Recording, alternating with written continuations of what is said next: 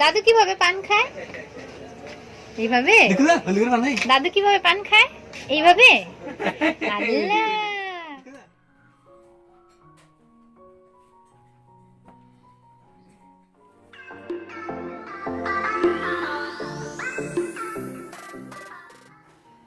আসসালামু আলাইকুম এভরিওয়ান, আশা করছি আপনারা সবাই অনেক ভালো আছেন। আর আলহামদুলিল্লাহ আমরাও অনেক ভালো আছি। আজকে আপনাদের সাথে মোটামুটি সারাদিনেরই একটা ভিডিও শেয়ার করতে যাচ্ছি। আশা করি ভিডিওটা আপনাদের ভালো লাগবে। আর মা আসলে হঠাৎ করেই চট্টগ্রাম চলে যাচ্ছে, তো সেই ব্যাপারেও কিছু কথা বলবো। কারণ যেহেতু রেগুলার ভিডিওগুলোর মধ্যেই আমি কম বেশি আমার দৈনন্দিন জীবনের সব কিছুই শেয়ার করে থাকি। তো যাই হোক, আজকেও প্রচণ্ড রকমের ঠান্ডা, আর এদিকে রান্নাবান্নার মানে মোটামুটি দুপুর থেকেই ভিডিওটা শুরু করলাম। তো এদিকে সাদা করে ভাজি করে নেওয়া হচ্ছে, আর হচ্ছে পাবদা মাছ রান্না করা হবে। তো নতুন আলু দিয়ে পাবদা মাছ রান্না করলে কিন্তু ভালোই লাগে খেতে। আর আমার অবশ্য শীতকাল আসলেই একটু ঠান্ডার সমস্যা হয়, তো আমার কণ্ঠটা একটু ভার হয়ে আছে, আসলে আপনারা শুনলে হয়তো বুঝতে পারবেন। তো পাবদা মাছ দিয়ে নতুন আলু দিয়ে রান্না করা হচ্ছে। সবাই আসলে ফুল ডের ব্লগগুলো দেখতে চাচ্ছেন, আবার হচ্ছে বড় বড় ব্লগ দেখতে চাচ্ছেন। তো ওগুলো আসলে শ্যুট করা এবং সেগুলো এডিট করা আমার জন্য একটু কষ্ট হয়ে যায়, তাই এখন আপাতত ছোট ভিডিওই দিচ্ছি। না হলে দেখা যাবে কন্টিনিউ ভিডিও দিতে পারবো না। সেই ক্ষেত্রেও আপনারা অনেকেই হয়তো ওয়েট করেন এবং বলেন যে আপু ভিডিও কেন দিলেন না। এখন কোনটা করব, আপনারাই আমাকে ডিসিশন দেন যে ছোট হলেও প্রতিদিন ভিডিও দিব, নাকি হচ্ছে গিয়ে সময় নিয়ে দু একদিন পর পর ভিডিও দিব। তো যাই হোক, এদিকে হচ্ছে রান্নাবান্নাও হচ্ছে, আম্মু আর আমি মিলেই রান্না করছি। তো রাত্রেবেলা আবার দুধ দিয়ে একটু সেমাই রান্না করা হলো খাওয়ার জন্য, রাত্রে না ঠিক সন্ধ্যাবেলা। তো আম্মু ওই সেমাইটা রান্না করে নিচ্ছে। তো আসলে এই সেমাই রান্না করার প্রসেস আমি দেখিয়েছি কয়েকবার ভিডিওতে, এই জন্য অত ডিটেলসে দেখাচ্ছি না। তো আম্মু হচ্ছে সেমাইগুলোকে আগে ভেজে নিচ্ছে একটু। আর এই সেমাই কিন্তু খেতে খুব মজা, কিন্তু খুব অল্প সময়ে হয়ে যায়। আর ওদিকে পাশের চুলায় হচ্ছে দুধটা ভালো করে জাল দিয়ে একটু ঘন করে নিয়েছে। তো মা যেহেতু রাতে চলে যাবে, যার কারণে মার জিনিসপত্র একটু গোছগাছ করে দিচ্ছিলাম। আর হচ্ছে এই জন্য তেমন একটা ভিডিও করতে পারিনি। আর রান্না বান্না আর কাজ যেই কাজই করি না কেন, আফিফ কিন্তু ছুটে সাথে সাথে সেখানে চলে যায়। তো দেখা যায় রান্নাঘরে থাকলেও সে চলে আসে আম্মুর কাছে বা আমার কাছে। এইভাবে এই যে দেখেন, সে রান্নাঘরে এসে হাসি দিচ্ছে। আর ওর হাতে সবসময় আপনারা হয়তো লোশনের মানে বোতল দেখতে পান। আসলে ও এটা দিয়ে খেলতে খুবই পছন্দ করে আর বের করেও ফেলে। তো এই জন্য খালি কয়েকটা বোতল রেখেছি, যাতে ও সেগুলো দিয়ে খেলতে পারে। তো এদিকে সেমাইটা ভালো করে ভেজে নেওয়া হয়ে গেলে তারপরে হচ্ছে এখানে কয়েক টুকরো এলাচ আর দারচিনি দিয়ে দিচ্ছে। তো সেটা দিয়ে তারপরে জাস্ট এখানে দুধটা দিয়ে দিলেই হবে। আর দুধটাও যেহেতু বলক করা, তো এই সেমাইটা হতে বেশি সময় লাগবে না, 2-3 বা 4-5 মিনিটের মতো আর কি লাগবে। একটু সিদ্ধ করে নিলেই কিন্তু হয়ে যাবে। আর সেমাইটা আগে থেকে আর সিদ্ধ করে নেওয়া হয়নি, যেহেতু হচ্ছে সেমাইটা একদমই চিকন, যার কারণে মনে হলো যে একসাথেই হয়ে যাবে। তো এদিকে সেমাই রান্না করে নিচ্ছে। আর মা আসলে হঠাৎ করেই চলে যাচ্ছে, এই জন্যই বলছি। কারণ হচ্ছে মার হচ্ছে শীতের পরে যাওয়ার কথা ছিল, আমরা একসাথে বাড়িতে যাব এরকম একটা কথা ছিল, হয়তো বা সেটা ফেব্রুয়ারির দিকে হতো আর কি। তো সেই ব্যাপারে আমি একটু পরে কথা বলছি। আর আরেকটা বিষয় শেয়ার করছি, সেটা হচ্ছে অনেক আপুরাই আমার হাতের কাজের বা ডিজাইন করে যে শাড়িগুলো বানায় অনেক বেশি পছন্দ করছেন। অনেকে আমাকে সের জন্য ইনবক্সও করছেন, যদিও শাড়িগুলো আমি নিজের জন্যই তৈরি করেছি। তো এখন চিন্তা করছি যে আমার নিজের জন্য শাড়ি তৈরি করার পাশাপাশি আমি একটা বা দুইটা করে বেশি শাড়ি তৈরি করব। তো সেটা হয়তো বা আপনারা সামনে আমার পেজ থেকে নিতে পারবেন, কারণ হিউজ পরিমাণ আমি আসলে রিকোয়েস্ট পেয়েছি। তো দেখা যাক, আপনারা যদি যেহেতু ভালো লেগেছে, তো যারা চাচ্ছেন যে মানে শাড়ি নেবেন, তো সেই ক্ষেত্রে যোগাযোগ করতে পারেন আমার ফেসবুক পেজে, তাহা বাই তামান হ্যান্ডিক্রাফট যে পেজটা আছে, পেজের লিঙ্ক আমার এই ভিডিও ডিসক্রিপশন বক্সে দেওয়া থাকবে।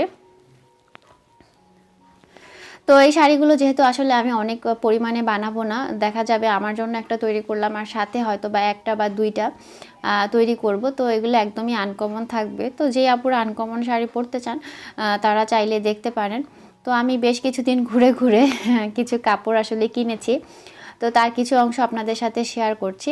আর কাপড়গুলো আমি শাড়ির মাপেই একসাথে কেটে নিয়েছি, এতে করে আমার সুবিধা হবে, যার কারণে এভাবে কেটে কেটেই নিয়েছি যতটুকু একটা শাড়িতে আর কি লাগবে। আর শাড়িগুলো একদমই আপনারা ইউনিক পাবেন, কারণ হচ্ছে গিয়ে নিজের করা শাড়ি কিন্তু একটু ব্যতিক্রমী হয়, সেটা মার্কেটের অন্য কারোর সাথে মিলবে না, এটাই স্বাভাবিক। তো যাই হোক, আপনার সামনে হয়তো বা দেখতে পাবেন। আর আমি চেষ্টা করবো এই শাড়ির টিউটোরিয়ালগুলোও চ্যানেলে দেওয়ার, সেই ক্ষেত্রে যারা নিজেরা তৈরি করতে পারেন তারা হয়তো বা দেখেই সেগুলো তৈরি করে নিতে পারবেন। আর পেজে ইদানিং যেহেতু এখন শীতকাল, আসলে উলের জিনিস যেগুলো কুরুশ কাটার তৈরি সেগুলোর অনেক বেশি অর্ডার বা রিকোয়েস্ট আসছে, কিন্তু সেগুলো আমি নিতে পারছি না, কারণ হচ্ছে আমি আফিফকে নিয়ে আসলে সব কিছু একসাথে এতটা ম্যানেজ করতে পারছি না, আমার জন্য একটু কষ্ট হয়ে যাচ্ছে, তাই আমি আফিফকে আসলে সময় দিচ্ছি এই মুহূর্তে। তো আমি এই জন্যই অর্ডারগুলো নিচ্ছি না। আর কি আর বলবো, আমি আমার আফিফের জন্যই তেমন কিছু তৈরি করতে পারছি না, কারণ একদিকে তৈরি করলে ওই দিন দেখি একটু কাজ করছিলাম, সে পাশের থেকে টেনে সুতা খুলে বাদবাকি কাজটুকু খুলে দিয়েছে, তো সেই কাজে ওস্তাদ আর কি। তো যারাই ছোট ছোট বাবু আছে তারা হয়তো বা বিষয়টা জানবেন। আর আমি কোনো কাজ হাতে নিলে সেটা একদম মানে মন মতো নিখুঁতভাবে না করতে পারলে আমার ভালো লাগে না। তো এই জন্যই আসলে এখন কাজটা একদমই অ্যাভয়েড করছি, কারণ এখন সবচেয়ে বেশি ইম্পর্ট্যান্ট আমার কাছে আমার বাচ্চা। তো যাই হোক, রাত্রেবেলা হচ্ছে মার ট্রেন হচ্ছে গিয়ে 9:20 ছিল, তো আমরা বাসা থেকে বের হয়ে যাচ্ছি, রাতের খাবার দাবার করে নিয়েছে মা। আর মা হচ্ছে যাচ্ছে আমার দেবরের সাথে। তো আমার দেবর এসেছে চট্টগ্রাম থেকে, তো একদিন ছিল, এখন হচ্ছে রাতে মাকে নিয়ে যাচ্ছে। তো আমার দেবর আর আফিফের আব্বু হেঁটে অনেক দূর চলে গিয়েছে, আমি মাকে নিয়ে আস্তে আস্তে হাঁটছি। আর আজকেও প্রচণ্ড ঠান্ডা, আর মা যেহেতু লং টাইম আসলে বসে থাকতে পারে না, তো এই জন্য মাকে আসলে ট্রেনেই বেশিরভাগ সময় ট্রেনে ক্যাবিনে আর কি পাঠানো হয় বা আনা হয়, এতে করে মা একটু শুয়ে বসে যেতে পারে, মার জন্য সুবিধা হয়। আর এবার আসলে মা হঠাৎ করে বলছিল যে বাড়িতে চলে যাবে, তার নাকি মানে খারাপ লাগছে হচ্ছে গিয়ে আপা ভাইজান তারপরে সারার জন্য। তো এই জন্য আসলে মাকে কখনোই জোর করা হয় না, তার যেভাবে ভালো লাগে সব বাচ্চারাই তাকে সেভাবেই খেয়াল রাখে। আর এদিকে আপনাদের ভাইয়া হচ্ছে মাকে চাদরটা মানে বিছিয়ে দিচ্ছে। ও আসলে খুবই মানে কি বলবো, মানে অন্যরকমভাবে, মানে ওর মতো আমি দেখিনি সত্যি কথা বলতে, যে আসলে এতটা কেয়ার করে মানে মায়ের। তো যাই হোক, ভাল লাগে দেখলে। তো এদিকে আফিফকেও আমরা নিয়ে আসলাম, কারণ আফিফ হচ্ছে মায়ের একটা জান, তো সাথে নিয়ে আসলাম ওকে নিয়েই যাতে বিদায় নিতে পারি। আর এদিকে আফিফ বাবাইকে দেখতে পাচ্ছেন, তার মুড মোটামুটি ভালো। বাসায় অবশ্য মা যখন আফিফকে নিয়ে একটু কান্না করছিল তখন একটু আফিফ ভয় পেয়েছে এবং সেও কান্না করছিল, তো পরে আবার একটু হাসি মুখে মানে বিদায় নেওয়ালাম। আর এদিকে আফিফকে বললাম যে দাদু কিভাবে পান খায়, তো সে সুন্দর করে দেখাচ্ছে, মাশাল্লাহ সে যে কত কিছু শিখেছে। তো সে দাদুকে হাসানোর চেষ্টা করছে, মার কিন্তু মনটা ভালো নাই, তো তারপরেও তার আবার বাসিতেও যেতে ইচ্ছে করছে, তো কি আর করার। তো এই জন্য আমরাই হয়তোবা শীতে একবার আবার বাড়িতে যাব, আর মা হয়তোবা কিছুদিন পরে আবার আসবে আর কি। আর আসলে ওইভাবে জার্নিও করতে পারে না মা। তো এখানে আসলে আসলে মানে ডাক্তার দেখাতে আফিফের আব্বুর সুবিধা হয়, যেহেতু সব কিছুই একদম কাছে। আর বাড়িতে থাকলে আসলে চট্টগ্রাম শহরে নিয়ে তারপর ডাক্তার দেখাইতে হয়, একটু কষ্ট হয়ে যায়, মার জন্যই কষ্ট হয়ে যায় বেশি। তো যাই হোক, সবাই দোয়া করবেন মার জন্য। আর এভাবেই যাতে আফিফ তার দাদি নানির ভালোবাসায় বড় হতে পারে, তো সেই দোয়াটাই চাচ্ছি সবার কাছে। আর দাদি নানির ভালোবাসা পাওয়া এটা আসলে সবার ভাগ্যে হয় না, যারা পায় তারাই জানে। আর আফিফ খুব মজা করে এখানে ক্যাবিনের সিটে বসে খেলছিল। আর আফিফ হওয়ার আগ থেকে অবশ্য আমরাও ক্যাবিনে যাতায়াত করি, এই জন্য আফিফকে নিয়েও একটু সুবিধা হয়। আর মা যদিও চাচ্ছিল যে বাসায় যাবে, কিন্তু চাইলেই কিন্তু হুট করে আসলে ট্রেনের ক্যাবিনের সিট পাওয়া যায় না, মিনিমাম 10 দিন আগে গিয়ে সিট কাটতে হয়, একটু ঝামেলাই হয়ে যায়, মানে ক্যাবিন বুক করতে হয় আর কি। তো যাই হোক, তারপরও আমরা মানে পেয়েছি, মানে পাচ্ছিলাম না, অনেক ঝামেলার পরে আসলে পেয়েছি। তো যাই হোক, আর ক্যাবিন ছাড়া মাকে ওইভাবে পাঠানোও যাবে না, মার জন্য কষ্ট হয়ে যাবে। আর আফিফ খুব মজা করছিল, আর ওর মনে হচ্ছিল যে সব কিছু পরিচিত, আসলে পরিচিতই, কারণ আমরা ম্যাক্সিমাম সময় হচ্ছে কি এখন চট্টগ্রাম গেলে এই ট্রেনটাই যাই। আর এখানে যে সিঙ্গেল ক্যাবিন দুইটা আছে এগুলোর মধ্যেই যাওয়া হয়, তো আফিফ এগুলো ঠিকই তার পরিচিত, আসলে সে চিনতে পেরেছে। তো যাই হোক, আমরা এখন বাড়িতে চলে যাব। আর একদম কি বলে আজকে সারাদিন ওইভাবে আসলে ভিডিও করতে পারিনি, তারপরও চিন্তা করলাম আজকের দিনটার কিছু অংশ আপনাদের সাথে তো শেয়ার করতে হবে, আর ভিডিও ছাড়া তো আসলে কি শেয়ার করব। তো এই জন্যই একটু একটু করে ভিডিও করা। তো এই তো এখন ট্রেন ছেড়ে দিবে, আমরা ট্রেন থেকে নেমে গেলাম।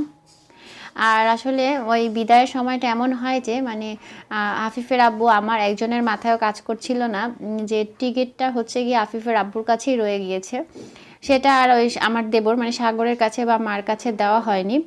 তো ট্রেন ছেড়ে দেওয়ার কিছুক্ষণ পরে আমরা মানে তখনও হচ্ছে ট্রেন যাচ্ছে, আমরা রেল স্টেশনে দাঁড়িয়ে আছি।